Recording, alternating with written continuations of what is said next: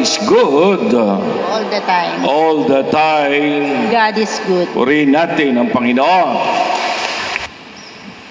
Naalala ko nung ako ay estudyante at bagong sakay sa eroplano, meron kaming mga kasamang pari at superior na nakatataas.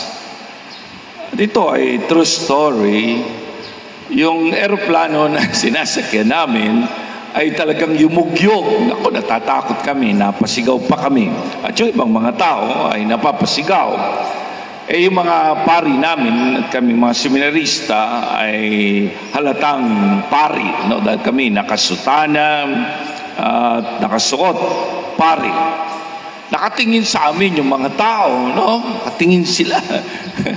Siguro akala nila may magagawa kami dahil kami mga pari. Okay? So nakaganyan sila dahil yumuyug-yug talaga. Merong isang ateista, pag sinabing atheist, ibig sabihin against God, no? Parang nangiinsulto siya. Parang nangiinsulto, pero takot na siya.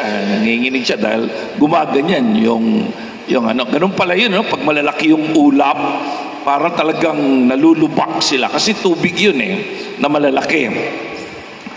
So, merong isang isang misis, sabing gano'n, Padre, che cosa fate? Ano bang ginagawa nyo, mga pari? Sabi gano'n. Anong magagawa nyo rito? Sabi gano'n. Sumagot yung aming superior, Signora, non siamo il boss. Hindi kami boss. Ang boss ay naroon. Kami mga ahente lamang ng aming boss. Okay? Tama naman yung sagot. Hindi kami Diyos. Okay? Hindi kami ang boss. Doon ka tumawag sa boss. Okay? Sa may-ari ng daigdig. Sa may-ari ng iyong buhay. So, ganito yung nangyayari sa mga apostoles habang sila ay naglalakbay sa Galilea na lago, Lake Galilee. Tahimik na tahimik ang Lake Galilee, no? So, pero dahil mababa siya kisa sa dagat, kasi malayo ang dagat, pero mababa siya, 700 feet ang baba niya. So, biruin mo yon. Kaya kapag pumupunta ang hangin, umiihip yan, ang hangin, talagang inaalimpuyo niya, iniistorbo niya ang lake, yung tubig ng lago, yung tubig ng lake, no? So, inaalimpuyo niya, talagang ginagawa niyang bagyo, no? Ginagawa niyang bagyo, mabilis. Naka-ano na ba kayo? Naka-experience na ba kayo sa dagat na minsan kalmadong-kalmado sa Sorsogon, no? Na-experience namin yan. Kalmadong-kalmado ang Sorsogon Sea. Pagkatapos bandang gabi, mag-aalas 4, ay ibinalik yung tubig na talaga sa amin, ibinalipag yung tubig sa amin at 400 instantly patay. 400 at umiiyak ang obispo at ang gobernador ng Sorsogon nung panahon na yun. Talaga mapanganib ang tubig. Hindi mo alam kung kailan mag-aalimpuyo ang tubig. Ganon sa Galilee. Tahimik na tahimik ang Galilee, pero pag inistorbo siya ng tubig, inistorbo siya ng hangin, galing sa taas, talagang mabubulabog siya. Katulad yan ang ating buhay, di ba? Katulad ng mga alagad. Ngayon, di ba? Tahimik na tahimik sila. Natutulog pa nga si Jesus, nakaunan pa siya, no? Siguro ang cute-cute ni Jesus, natutulog. Okay? Parang hindi niya iniintindi, no? Tulog siya, mahimbing ang kanyang tulog. Biglang nag-alimpuyo ang dagat, no? So, ang sabi ng mga alagad, Panginoon, hindi niyo ba alintana? So, hindi ba kayo nababagabag? Yung dagat, magulo. lulubog na tayo. Tumayo naman ang Panginoon, no? Tumayo ang Panginoon. Pag nakakita ka ng taong ganito siguro na parang walang pakialam, pero si Jesus, parang walang pakialam, pero kalmadong-kalmado siya. Sa takot ng kanyang mga alagad, siya ay tumayo at nag-utos, tumigil ka. Biruin mo yun, ha? Tumigil ka. Okay? At tumigil naman ang dagat. Doon, kinilabutan ang mga apostoles, no? Kinilabutan sila, no? Ano ito? Tigil niya, nauutusan niya ang kalikasan. Sabi daw the best or the center of our faith is the proclamation of whom Jesus is. Sino ang Panginoon?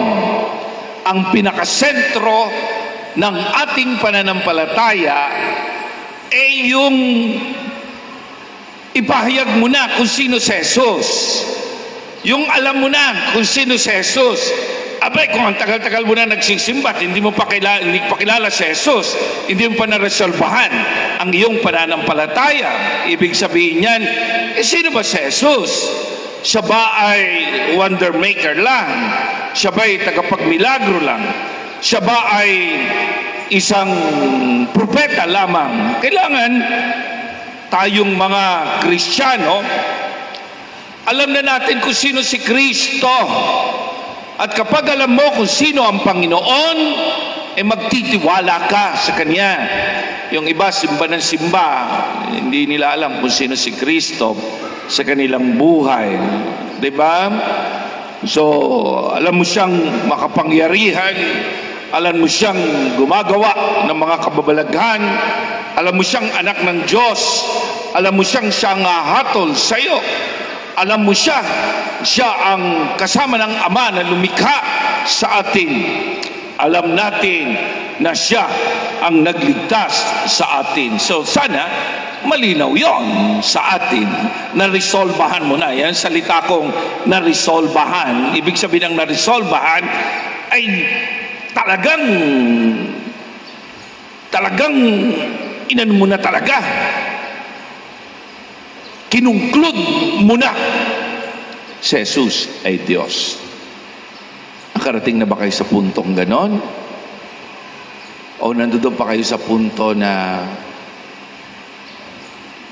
sinabi lang ng nanay nyo, si Jesus ay Diyos. Pero hindi pa kayo pumupunta sa paniniwala talaga sa inyong sarili na ang Panginoon ay Diyos.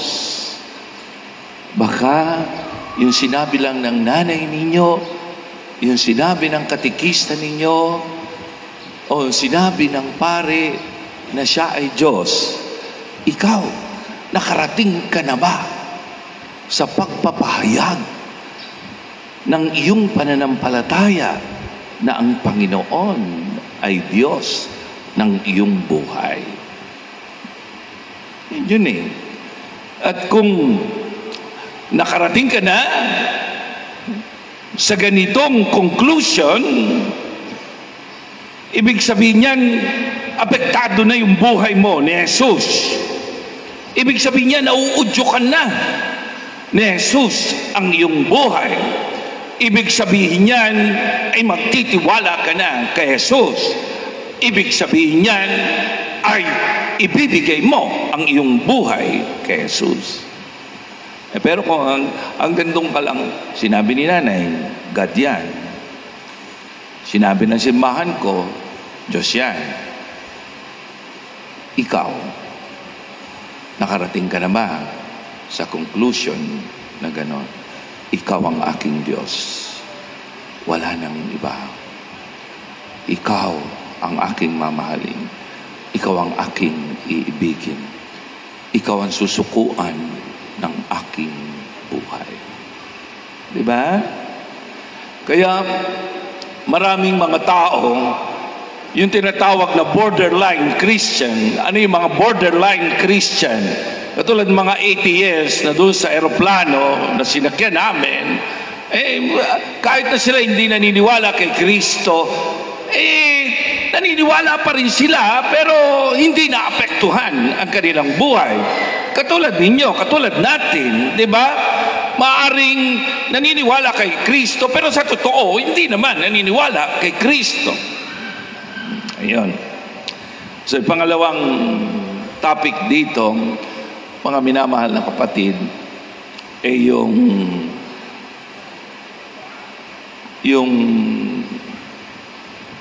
pagpasok ng bagyo sa ating buhay. Lahat tayo naman binabagyo. Di ba? Sino mang hindi binabagyo ang buhay dito? Ha? Lahat tayo may sariling bagyo. Yun yung gustong sabihin sa atin, no? May sarili tayong bagyo. Tayo ay nakasakay sa pare-parehong bangka. Di ba? Ang tanong, nandun ba si Jesus sa bangka? Nandun ba sa buhay mo si Jesus?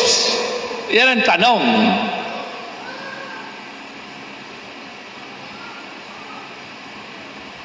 Sabi ni Jesus, ito ang sinabi niya, courage, it is I. Sa ibang parte ng Biblia na natakot din sila, yung mga apostoles, lakasan ninyo ang loob ninyo. Ako ito. Hindi ako multo. Ako ito. Diba? Huwag kang matakot. Kasama mo ang Diyos sa iyong buhay. Diba? Yung iba natatakot sa kanilang mga problema pag dumating na ang unos. Dumating na ang problema, magkaroon lang ng utang. Ay, yung iba, hindi utang eh. Hindi mo alam kung saan nanggagaling yung gulo ng kanilang buhay. Diba? Pero kung nandiyan ang ating Panginoon, hindi ka matatakot. At kung nagtitiwala ka sa Kanya. At ang pangalawa na sinasabi dito, mga minamahal na kapatid, inutusan niya ang unos, tumigil. So patitigilin niya ang unos ng inyong buhay. Patitigilin niya ang gulo ng inyong buhay.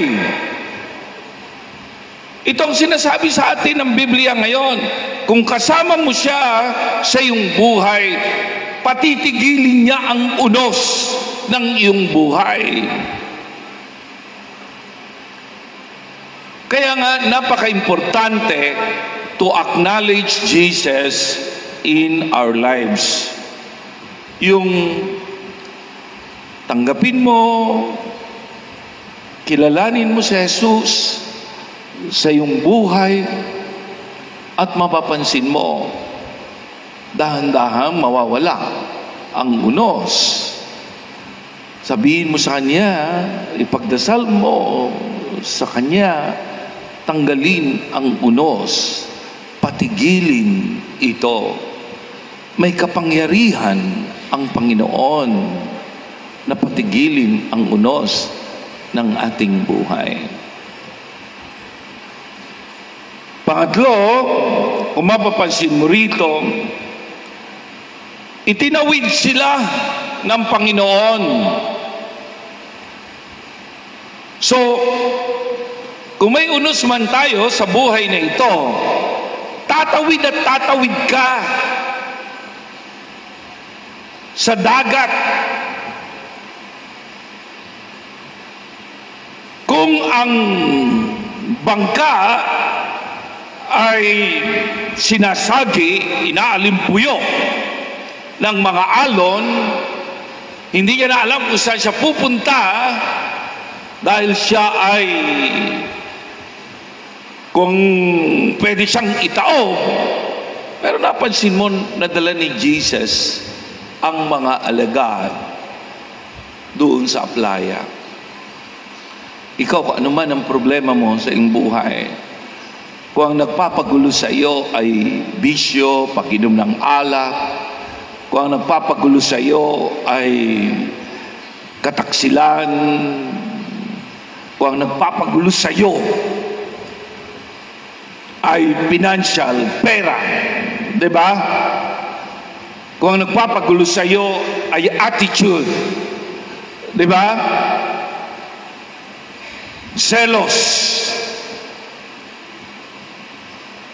Kung nagpapagulo sa iyo, iba-iba, sakit, nandiyan dyan, ginugulo ka ng mga itong iba't ibang problema, isang araw, dadaling ka ng Diyos sa playa. Doon sa playa, hindi ka na babanggain ng alon. Doon sa playa na dadaling sa iyo ng Panginoon,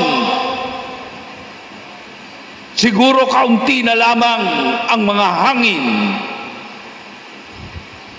na magtatanggal ng iyong kapayapaan.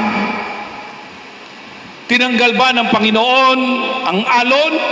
Hindi, pinatigil niya lang. Tinanggal ba ng Panginoon ang mga lindol?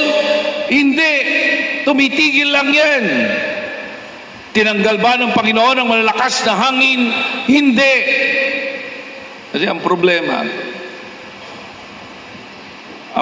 sa atin, kapag tinanggal niya yan, wala ka ng problema. Hindi ka na mag-iingat. Di ba? Hindi ka na mag-iingat. Kung tinanggal na ng Panginoon ang sakit, ako, hindi ka na mag-iingat. Kung tinanggal na ng Panginoon, wala nang pera, tinanggal na ng Panginoon ang pera sa daigdig na ito, lahat nandiyan na ang pagkain, katulad ni Eva at ni Adan, may iba pa rin problema na darating sa iyo. Anong gagawin mo? Baka makipagkutsaba ka pa sa demonyo dahil wala ka ng problema. Amo, hindi basta-basta tatanggalin ng Panginoon ang yan. Pero anong problema? Hindi ka kasi tumatawag sa Panginoon kapag may maliliit na problema. Tinatawag mo na lang siya kapag malaki na yung problema. Wala ka nang pupuntahan kundi ang paglubog. Di ba? Wala nang pupuntahan, halimbawa sa eroplano, kundi yung pagbagsak. Doon ka lang tatawag sa Panginoon. Pero habang naglalakbay ka,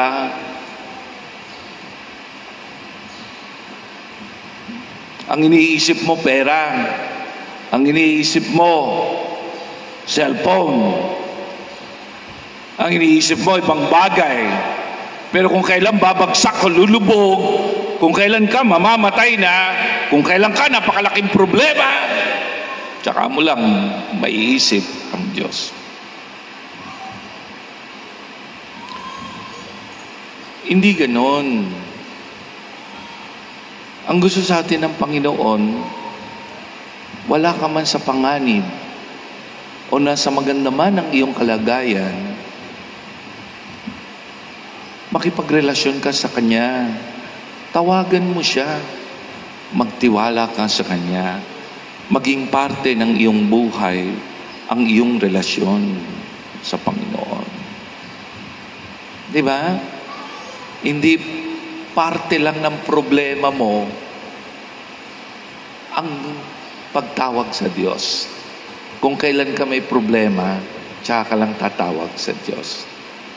Gawin mong parte ng iyong buhay ang iyong relasyon sa ating Panginoon. Diba? Yun po yung gustong sabihin sa atin ngayong araw na ito.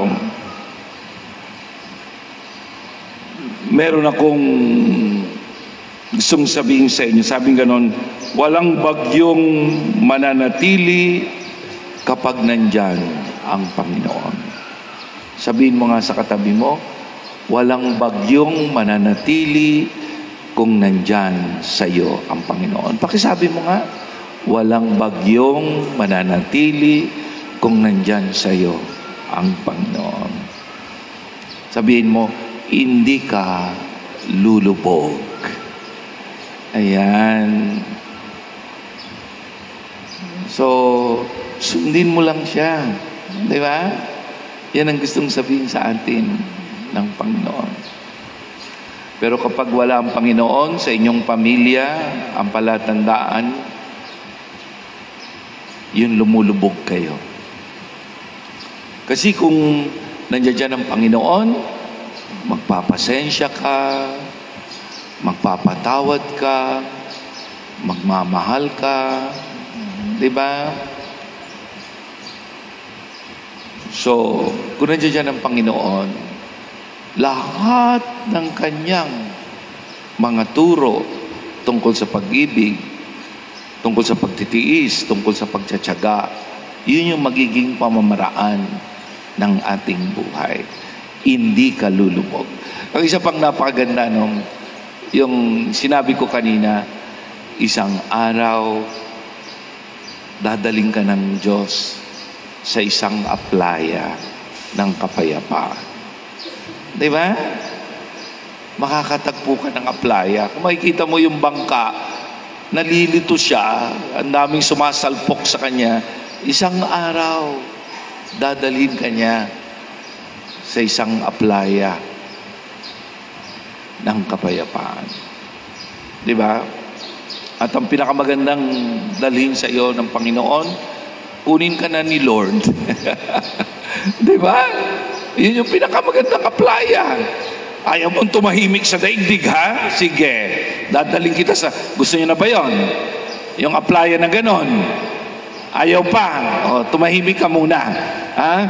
So, sundin mo muna si Lord para hindi ka dalhin. Yung mga stress masyado sa buhay, yung maraming problema masyado na hindi naman talaga problema, eh, kinukuha yan ni Lord ng maaga. Dinadala sa isang aplaya. O, hindi ka tumahimik dyan sa kasawa mo, ha? Hindi ka tumahimik dyan sa kapitbahay mo, ha? Lagi kang stress. Dadaling kita doon sa kabilang buhay para hindi ka ma-stress. Gusto niyo ba yan? Ha? O, wag muna. Ha? Wag muna. Yung aplaya muna ng kapayapaan ng buhay. Di ba? Aplaya ng saya. Aplaya ng pakikipagkasundo. Aplaya ng pagtsatsaga. Di ba? Pagsisikap. Aplaya ng tagumpay ng buhay. Di ba? Oh, okay na ba yun? Ha? Anong gusto nyo? Aplaya ng kabilang buhay o aplaya dito sa daigdig na ito? Nakasama si Lord. Ha? Aplaya dito, nakasama si Lord. Tsaka na yung aplaya ng kabilang buhay. God is good. All the time. Purihin natin ang Panginoon. Ngayon sa katahimikan ng ating mga puso, ating tawagan ang Diyos na ating pinagtitiwalaan, ang Diyos nating minamahal, habang inaawit natin ang alam kong may magagawa ang Diyos.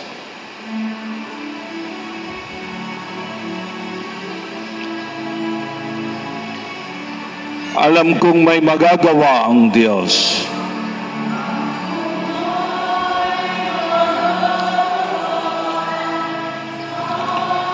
Alam kong may magagawa ang Diyos.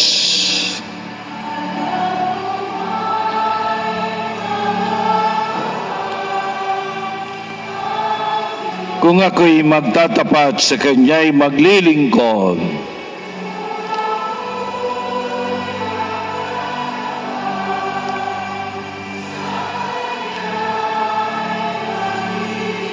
Alam kong may magagawa ang Diyos.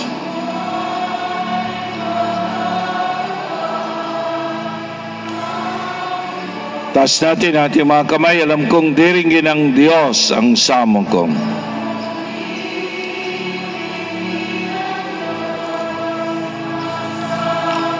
Alam kong diringgin ng Diyos ang samong ko.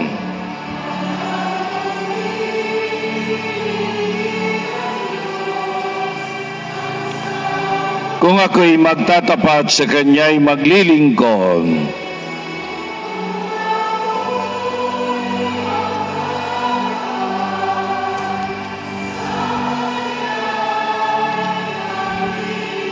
alam kong diringgin ng Diyos ang samong ko.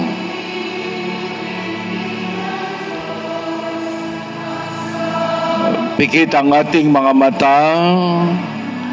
Imagine natin si Jesus na natutulog, pero hindi natin sinasabi sa Kanya, Panginoon, lulubog na ako. Lulubog na tayo. Panginoon, ang lakas ng bagyo. Hindi na natin sasabihin sa Kanya yan, kundi ang sasabihin natin, nagtitiwala ako sa iyo, Panginoon, sapagkat kasama kita sa aking bangka, sa aking buhay. Payapa, tahimik ang aking buhay, kasi ikaw ay nandiyan dyan. Nagtitiwala ako sa iyo. Panginoon naming Diyos, yung mga bagyo, mga problema sa aming buhay ay inilalagak namin sa iyo.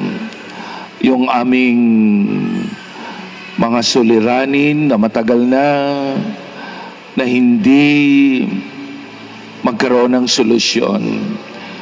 Hindi na namin nahanapin ang solusyon, kundi ilalagak na namin sa iyo ang aming problema. Tulungan mo kami na maging payapa ang aming buhay. Dalhin mo kami sa aplaya na kung saan ikaw ay aming nararamdaman. Ikaw ay aming nayayakap. Ikaw ay aming sinusunod sa aming buhay. Dalhin mo kami sa kapayapaan ng aming buhay. Alam namin, Panginoon, ang daigdig ay masalimuot, puno ng giyera, puno ng pagwawasakan, katulad ng mga bansang nag-aagawan ng mga teritoryo, katulad ng mga politiko na laging nag-aaway. Kahit saan may giyera. May giyera sa aming puso.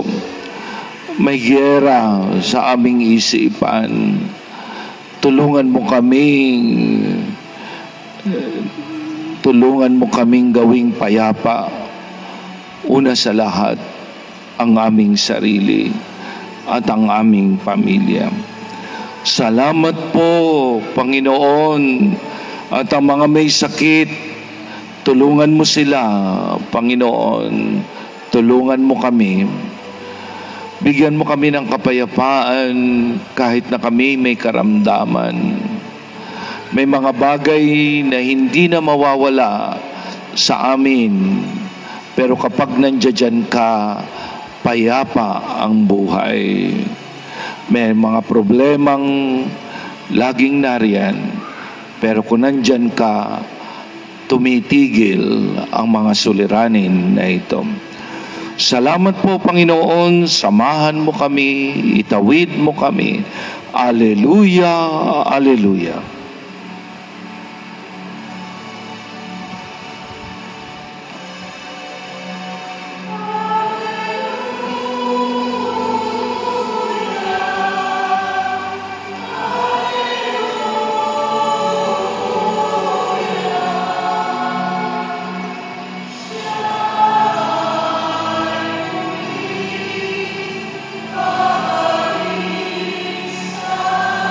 Alleluia, alleluia.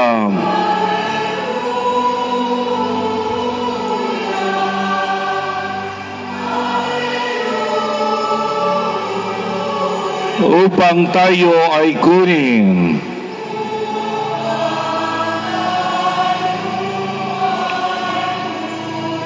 Sabihin mo sa katabi mo, merong magandang mangyayari sa iyo.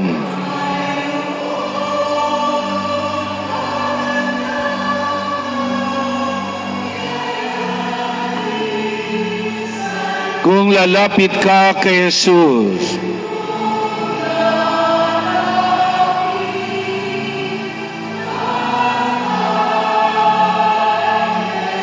Sabihin mo, merong magandang mangyayari sa iyo.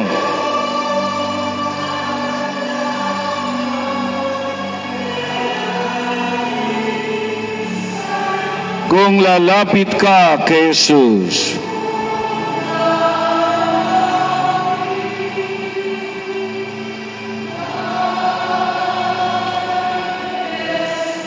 Salamat po, Panginoon. Naramdaman ka namin. Salamat po.